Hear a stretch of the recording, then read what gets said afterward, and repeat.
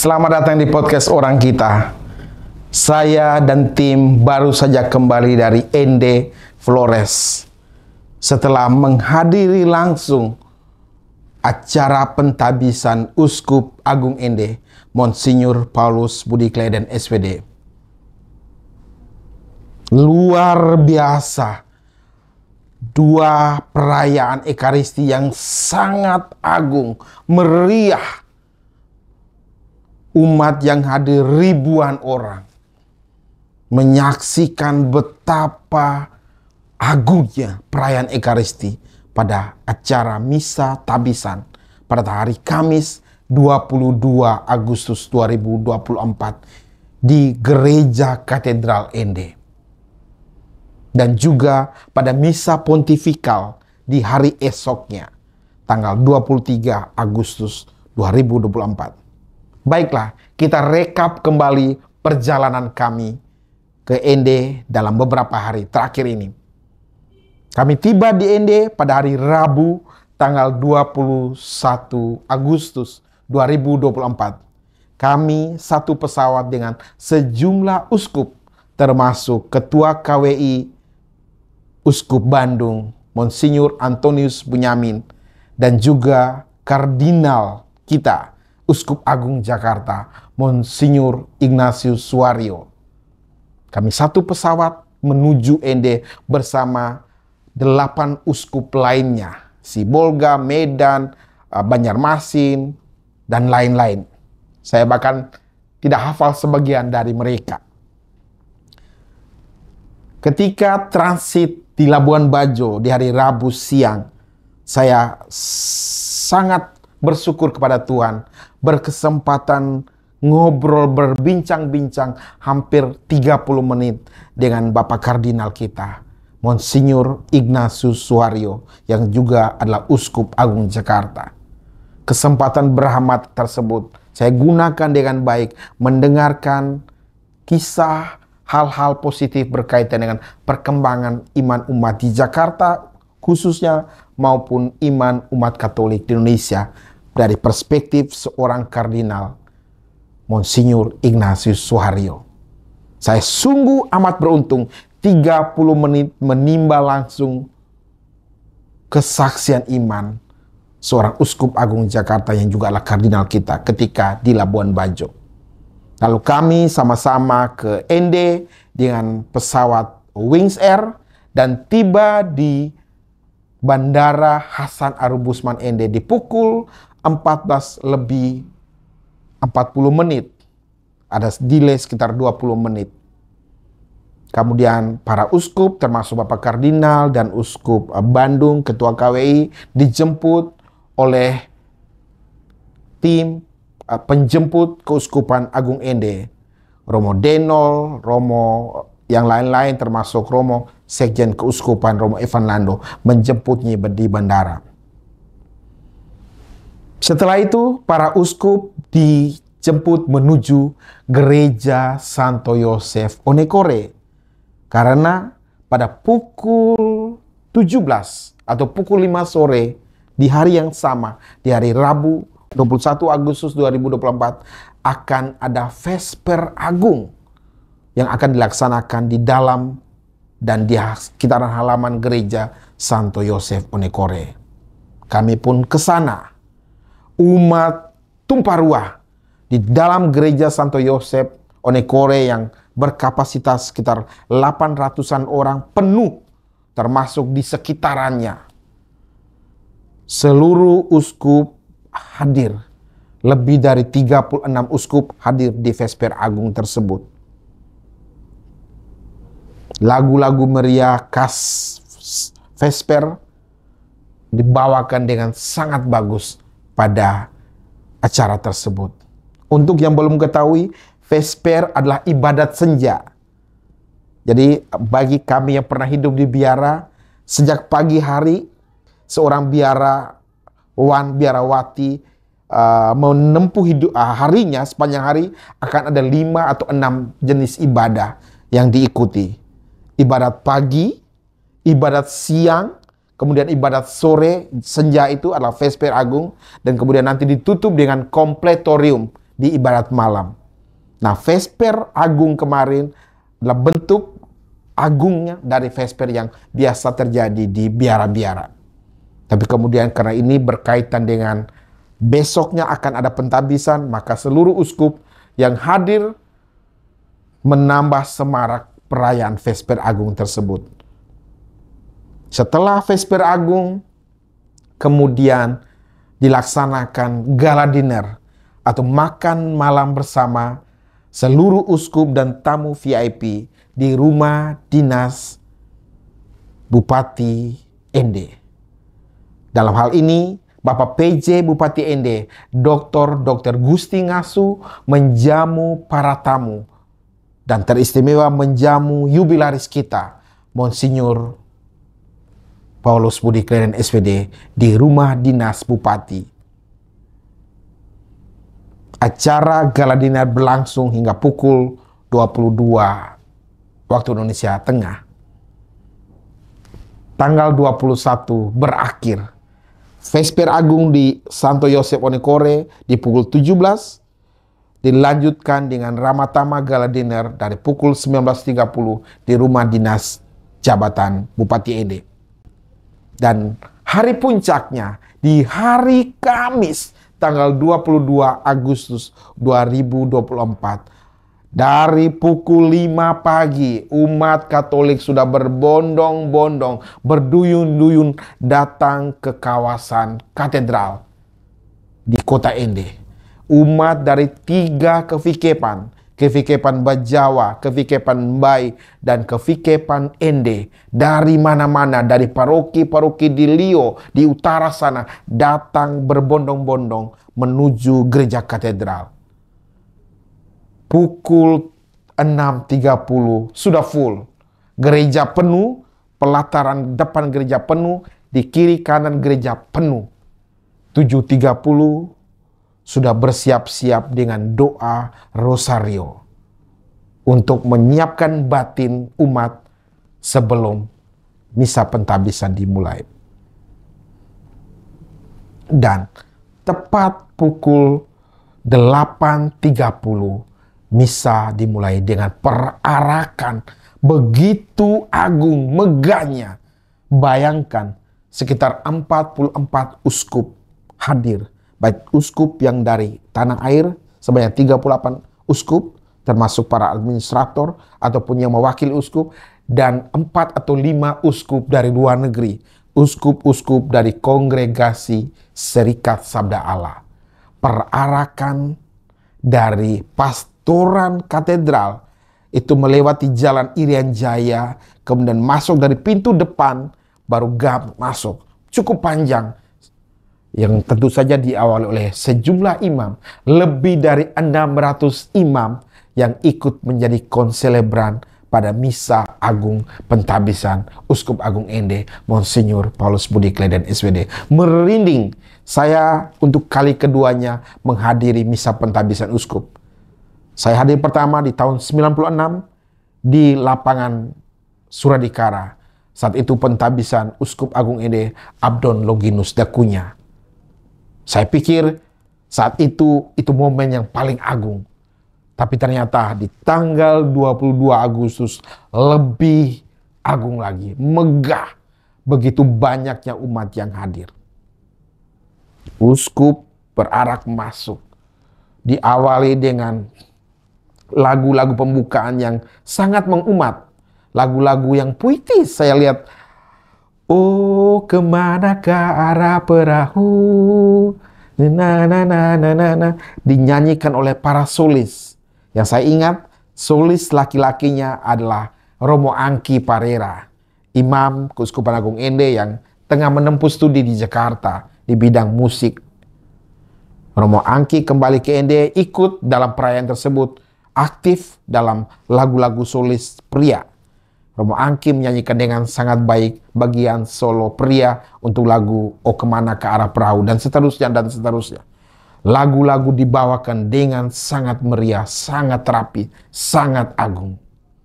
Misa yang berlangsung lebih dari 5 jam terasa sangat singkat.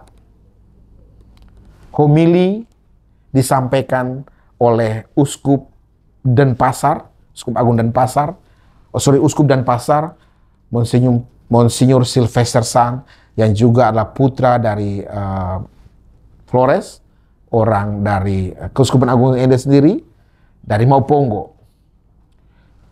Uskup Pentabis adalah nuncio apostolik kita, Piero, yang juga baru hadir pada hari itu, hari Kamis pagi.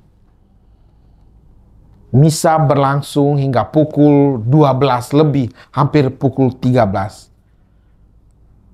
Tentu saja Uskup Agung Ende, Monsinyur Paulus Budi Kleden SPD, tidak menyampaikan homili pada kesempatan itu.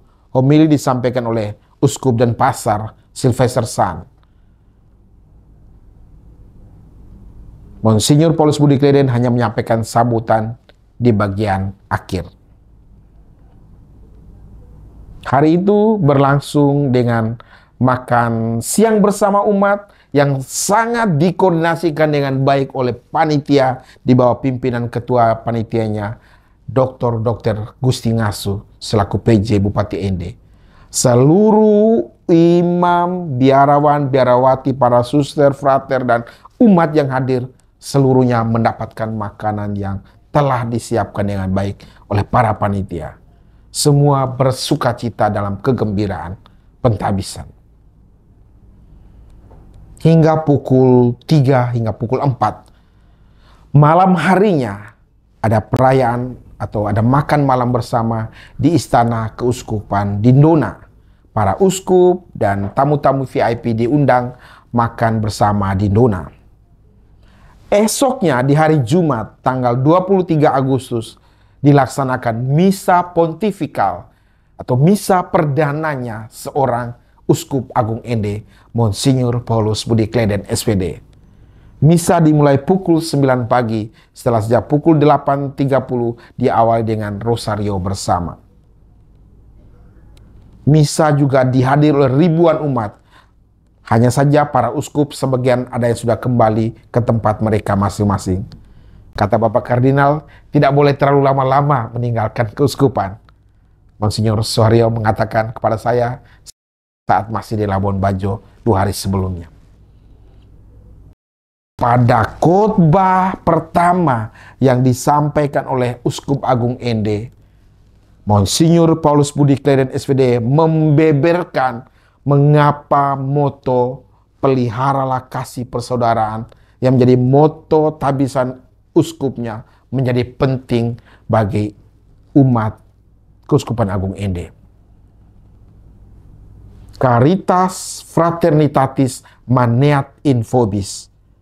Peliharalah kasih persaudaraan yang diambil dari kitab kepada orang Ibrani atau surat kepada orang Ibrani bab 13 ayat 1.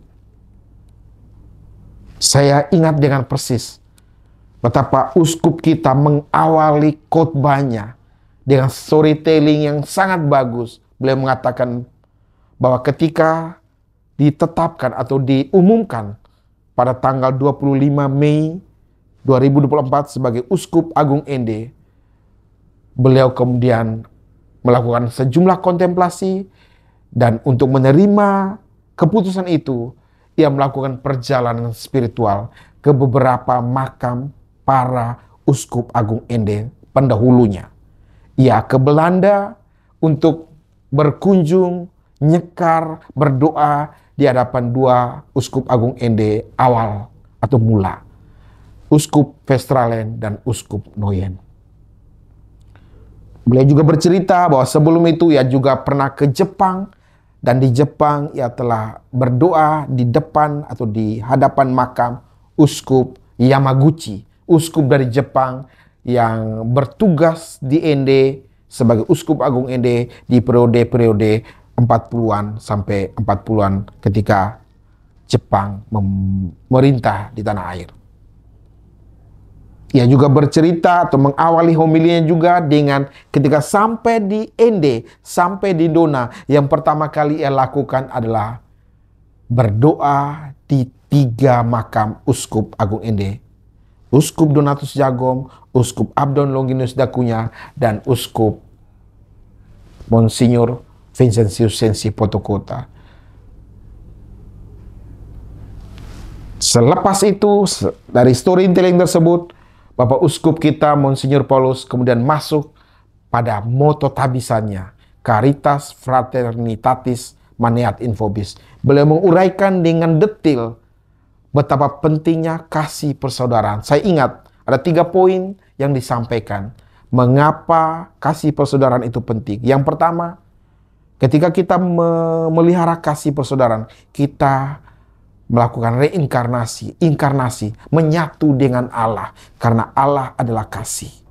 Poin yang kedua, kata Bapak Uskup, ketika kita mengasihi orang, berarti kita memberikan dia pendidikan yang berkualitas, agar orang yang kita kasih tersebut menemukan identitas dirinya, identitas sejati dirinya seperti apa. Dan poin yang ketiga, kasih persaudaraan juga berarti solidaritas. Solider dengan sesama, solider dengan orang lain. Khotbah yang luar biasa dan juga telah kami rilis di podcast Orang Kita. Cara misa pontifikal ditutup dengan sangat meriah, pesta rakyat, pesta umat di tenda-tenda di depan gereja katedral. Setelah sebelumnya juga telah dihidangkan makanan bagi seluruh umat yang hadir. Perjalanannya luar biasa di Ende. Hari Sabtu Bapak Uskup istirahat, hari Minggu Bapak Uskup kembali menyelenggarakan 2 misa berturut-turut di gereja katedral. Misa pertama di hari Minggu tanggal 24 jam 6 dan misa kedua di pukul 8. Saya hadir pada misa kedua di pukul 8 dan mendengarkan secara langsung khotbah beliau berkaitan dengan beberapa hal. Dan kami akan tayangkan khotbah tersebut pada episode podcast Orang Kita berikutnya. Setelah misa, kemudian acara dilanjutkan dengan ramah tamah bersama dengan para umat paroki katedral di bawah pimpinan Romo Hengki Sareng sebagai pastor paroki dan Romo Deno Nua sebagai pastor kapelan.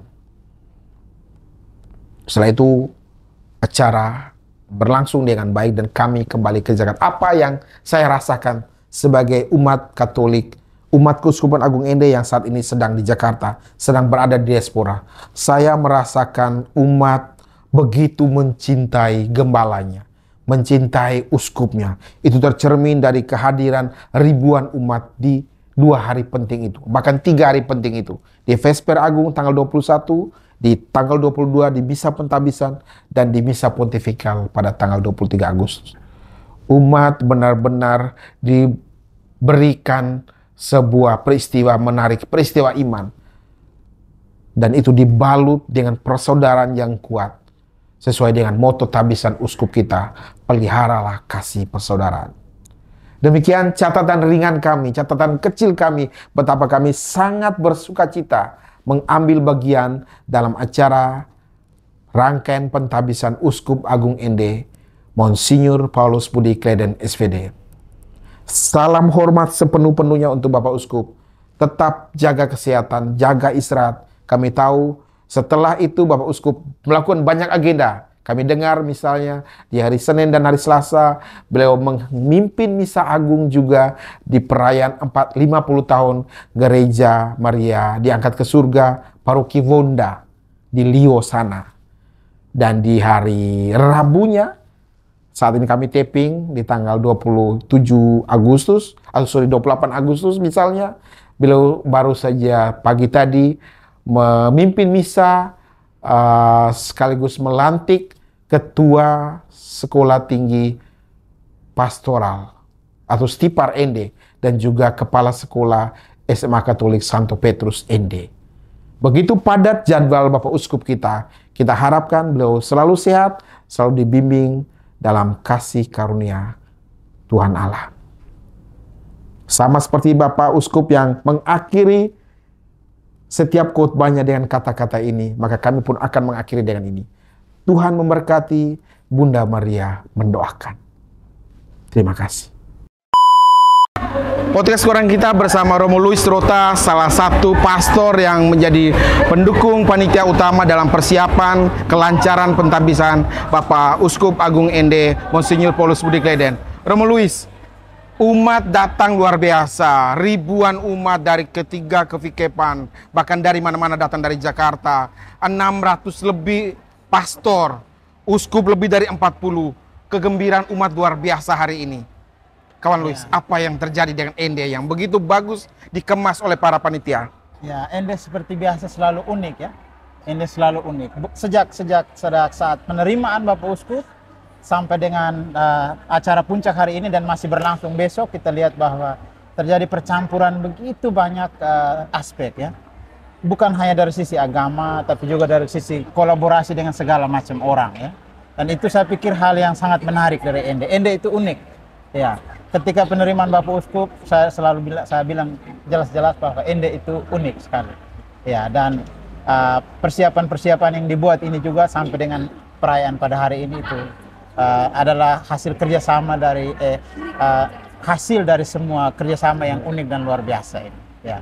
Dan artinya kami bisa melihat ya sebagai undangan yang hadir, kolaborasi itu benar-benar nyata. Benar-benar nyata. Hampir semua pihak yang dilibatkan dari pihak pemerintah, pihak keuskupan, kevikepan umat, ya. itu benar-benar satu kesatuan yang solid itu. Sangat solid. Ya. Apa itu menjadi identitas Keuskupan Agung Ende saja kah atau ciri yang memang melekat di Flobamora pada umumnya kalau Romo Luis melihat? Pertama-tama kita harus ingat bahwa Keuskupan Agung Ende ini punya tiga kabupaten ya, dan juga 3 kevikepan yang sama-sama punya masing-masingnya punya latar belakang yang berbeda. Nah, dan itu akan menjadi satu sumbangan yang besar untuk keanekaragaman di keuskupan ini. Tentu kalau kita lihat secara konteks lebih luas di Keuskupan Agung Ende ini dan seluruh Flobamora ini, kita lihat bahwa terlalu banyak etnik, terlalu banyak agama dan hal-hal lain yang kemudian membuat kerjasama ini makin terasa begitu ya. Dan itu saya pikir ya seperti tadi dikatakan, ini menjadi sumbangan yang sangat berharga, bukan hanya untuk Keuskupan Agung Ende secara internal, tapi juga untuk gereja. Saya pikir untuk gereja Indonesia, bahkan juga untuk gereja dunia. Dan moto yang dipilih oleh Bapak Uskup kita ini moto yang indah sekali. Sangat indah. Peliharalah kasih persaudaraan. Komentar Romo Luis. Kalau kita baca keseluruhan kitab Ibrani tadi ya, yang Ibrani tadi bab 13 ayat 1 dan selanjutnya itu, kasih persaudaraan itu menjadi semacam judul di awal. Yeah. Lalu bagian bawahnya itu dijelaskan kasih persaudaraan itu muncul dalam banyak hal ya, dalam memberi tumpangan kepada orang miskin, dalam mengasihi dan sebagainya. Dan saya pikir kasih persaudaraan itu tadi kalau kita dengar itu kata sambutannya Yang Mulia Bapak Uskup Agung Ende, itu jelas sekali menggambarkan bahwa kasih itu bisa nampak dalam banyak hal ya. Apa yang bisa dibuat secara praktis juga menampakkan kasih. Bapak Uskup sendiri bilang karena kasih persaudaraan itu beliau datang ke sini, dan karena kasih persaudaraan itu juga kita memberikan sumbangan yang terbaik dengan cara kita masing-masing dalam situasi seluruh rangkaian acara ini. Itu saya pikir itu juga tanda kasih yang diberikan kepada Yang Mulia Bapak Uskup, dan begitu juga Bapak Uskup memberikan tanda kasihnya kepada kita. Satu terakhir Romo, saya tuh tergelitik atau merasa unik sekali lagu-lagu yang dipilih. Lagu-lagu umat, lagu-lagu yang sudah dikenal, dipadu-padankan dengan lagu-lagu baru yang benar-benar dinyanyikan dengan sangat bagus oleh paduan suara.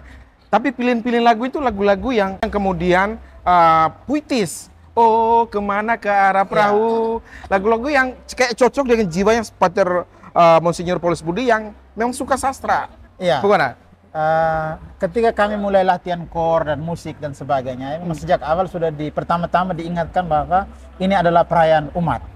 Maka semua lagu yang dipilih itu pertama-tama alangkah baik menjadi lagu-lagu yang sangat dikenal, sudah dikenal oleh umat. Itu yang pertama. Ya.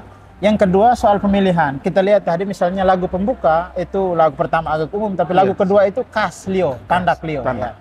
Nah, sementara lagu post komuni yang kita pakai tadi itu motif Nagekeo, dan lagu penutup itu motif Jai Bejawa. Kita coba memadukan di dalam core ini juga perwakilan dari sisi warna lagu ya.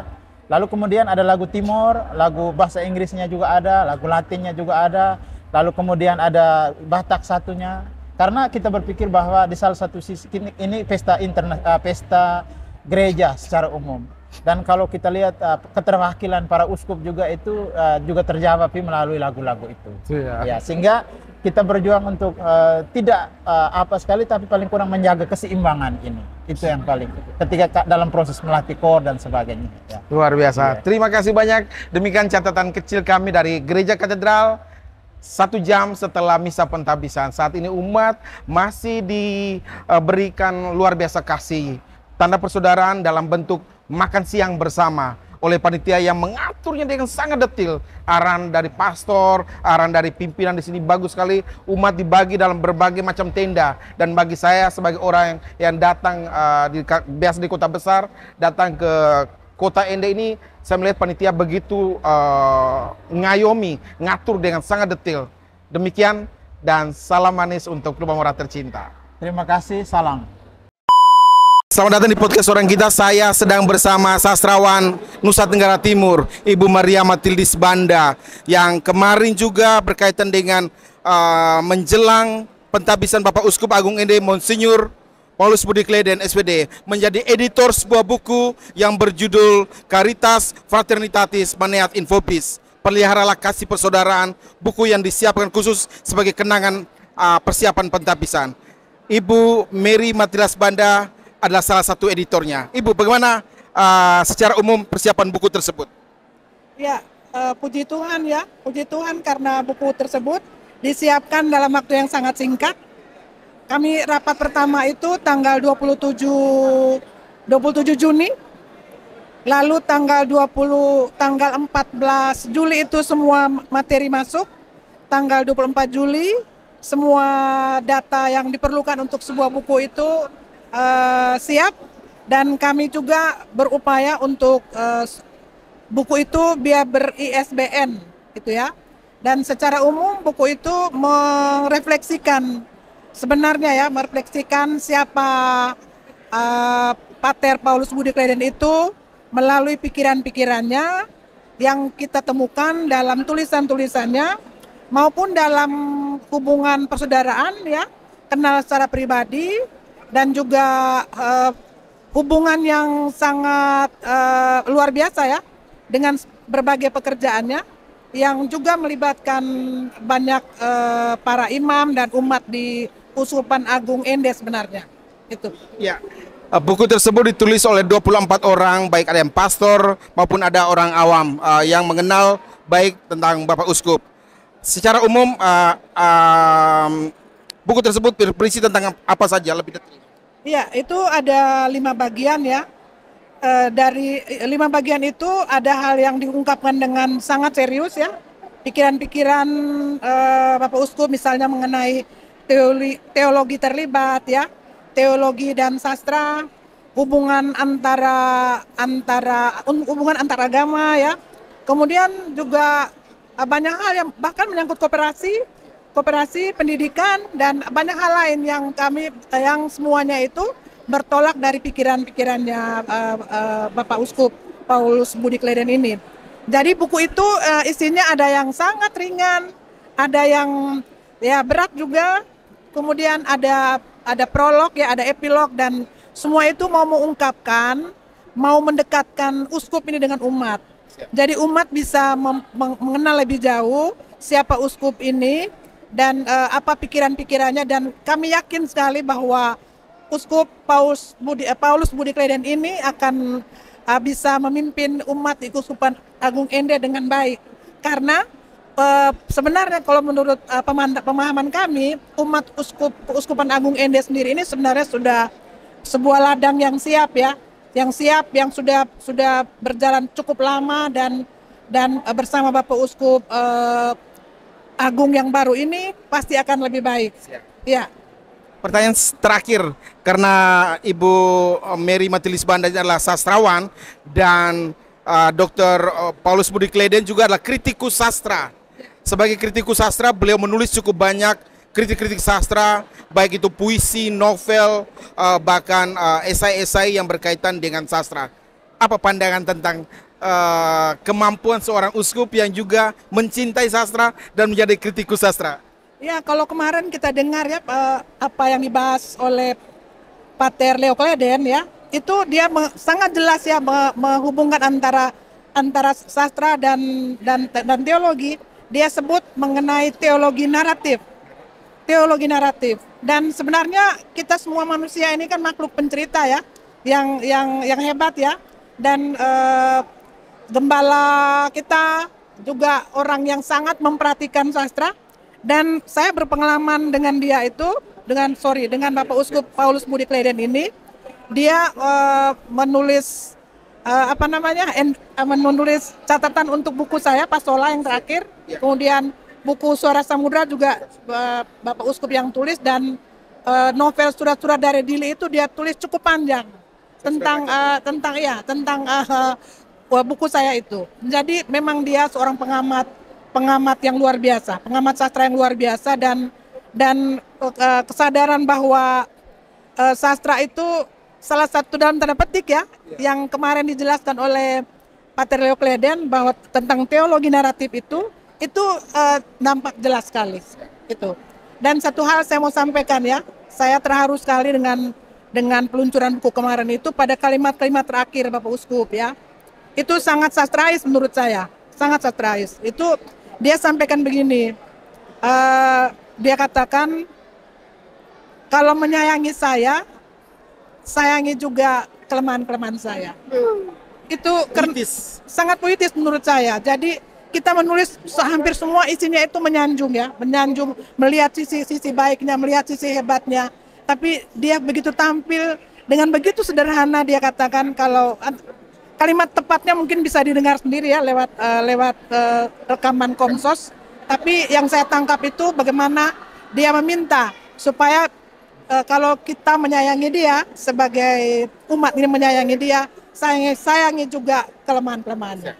Dan itu akan, saya kira Uskupan Agung ND ini akan bersama dia dengan gembira, dengan sungguh bersaudara, dan pasti akan berjalan dengan baik. Terima kasih banyak Ibu Maria Matildis Banda, sastrawan, penulis, dan tokoh perempuan dari Nusa Tenggara Timur, juga memperjuangkan hak-hak perempuan melalui esai, melalui novel, melalui karya sastranya. Komentar beliau tentang Uskup Agung ND Monsinyur Paulus Budi Kleden SPD. Terima kasih. Masih dalam suasana kegembiraan di Gereja Katedral, podcast orang kita hadir hari ini, kali ini bersama Kakak Heri Gani, seorang politisi muda dari Kabupaten ND yang saat ini sedang mempersiapkan diri untuk kontestasi Pilkada 2024. Tapi kita tidak ngomong tentang itu, kita ngomong tentang pelihara kasih persaudaraan. Kakak Heri, perayaan umat hari ini, apa yang Kakak Heri rasakan? Baik, sebagai umat di wilayah Keuskupan Agung ND, kami sangat berbahagia dan bergembira atas peristiwa iman yang bersejarah hari ini. Perayaan hari ini adalah jawaban dari kerinduan umat selama beberapa tahun terakhir pasca berpulangnya Bapak Monsinyur Vincentius Sensi Potokota. Kehadiran Bapak Uskup kita yang baru, Monsinyur Paul Budi Kleden, memberikan sebuah semangat dan nuansa baru bagi gereja dan umat Allah di wilayah Keuskupan Agung ND. Lebih-lebih dengan pesan moto episkop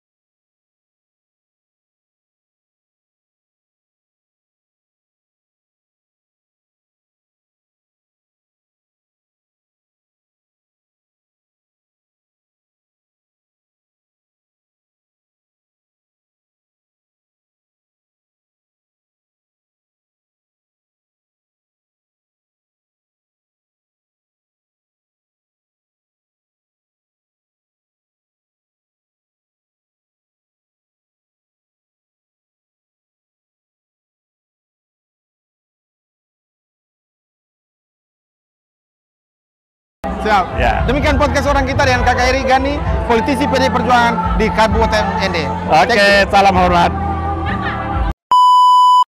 Podcast orang kita masih di Gereja Katedral ND. Kami masih dalam suasana sukacita usai pentabisan Bapak Uskup Agung ND Monsinyur Paulus Budi Kleden. Saya bersama Om Polikarpus Dari, Om kandung saya yang kebetulan umat yang juga ikut hadir dalam perayaan misa pentabisan yang luar biasa akbar. Om, bagaimana perasaan Om sebagai umat hadir dalam perayaan iman yang begitu megah, begitu agung? Sebagai umat saya merasa bangga bahwa Sang Gembala Keuskupan Agung ND yang ditinggalkan almarhum Monsinyur Sensi, tapi tidak begitu lama, bahwa hari ini umat Katolik Keuskupan Agung ND mendapat uskup baru, yaitu Monsinyur Paulus Budi Kleden. Dan itu menjadi suatu kebanggaan tersendiri secara pribadi dan juga sebagai umat Allah di Paroki terpencil di Keuskupan Agung ND, yaitu Paroki Santa Maria Bunda Karmel Raja Wabo. Paroki terpencil, tapi ikut diundang dalam kegembiraan sukacita pentabisan. Bagaimana Om tadi melihat suasana misanya yang begitu agung, kor-kornya bagus, uskup lebih dari 40 orang. Bahkan Nuncio membawakan sebuah sambutan juga dalam bahasa Italia yang jarang ia lakukan. Om. Baik. Ini baru pertama kali sebagai umat, saya baru pertama kali mengikuti perayaan atau misa tabisan uskup. Kalau untuk imam sudah sering kali, tapi uskup baru sekali ini. Bahwa suatu hal yang menggembirakan secara pribadi bahwa belum pernah saya saksikan dalam sejarah pribadi saya bahwa meriahnya tabisan Uskup Agung Paulus Budi Kleden ini. Jadi Om merasa bahagia sekali. Bahagia sekali. Dan moto tabisan, peliharalah kasih persaudaraan. Bahkan Om melihat itu penting bagi umat Keuskupan Agung ini. Kalau moto yang disampaikan atau menjadi moto imamat atau moto tabisan uskup, itu adalah suatu kebanggaan bahwa memotivasi, membimbing dan membina umat untuk bisa menyadari pentingnya rasa persaudaraan itu sendiri. Bahwa kasih persaudaraan ini tidak hanya para imam, para uskup, tapi namun umat juga harus memiliki moto itu. Mungkin itu saja satu dua hal yang bisa saya sampaikan. Terima kasih. Terima kasih banyak Om. Demikian podcast orang kita. Thank you.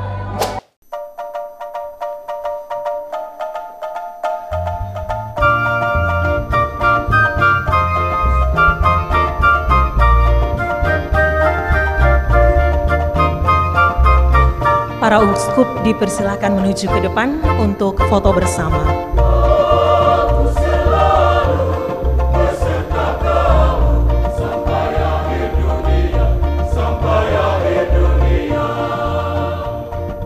Sekian jauhnya tanah janjian kita, payah serta sangat meletihkan jalannya. Tapi terhiburlah umatku, ingat akan sabdamu, aku selalu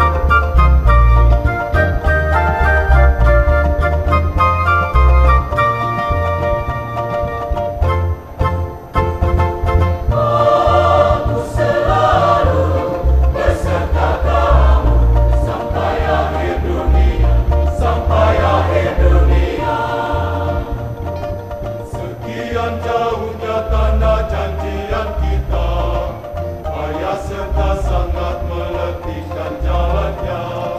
Tapi terhiburlah umatku, ingat akan sabdamu, aku selalu beserta kamu sampai akhir dunia, sampai akhir dunia. Kami mintakan kepada Moses pemimpin, hantarkan kami ke dalam tanah janjian. Tapi terhiburlah umatku, ingat akan sabdamu, aku selalu beserta kamu sampai akhir dunia, sampai akhir dunia.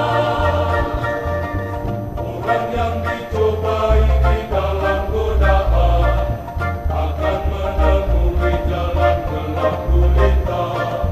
Tapi terhiburlah umatku, ingat akan sabdamu, aku selalu beserta kamu sampai akhir dunia, sampai akhir dunia.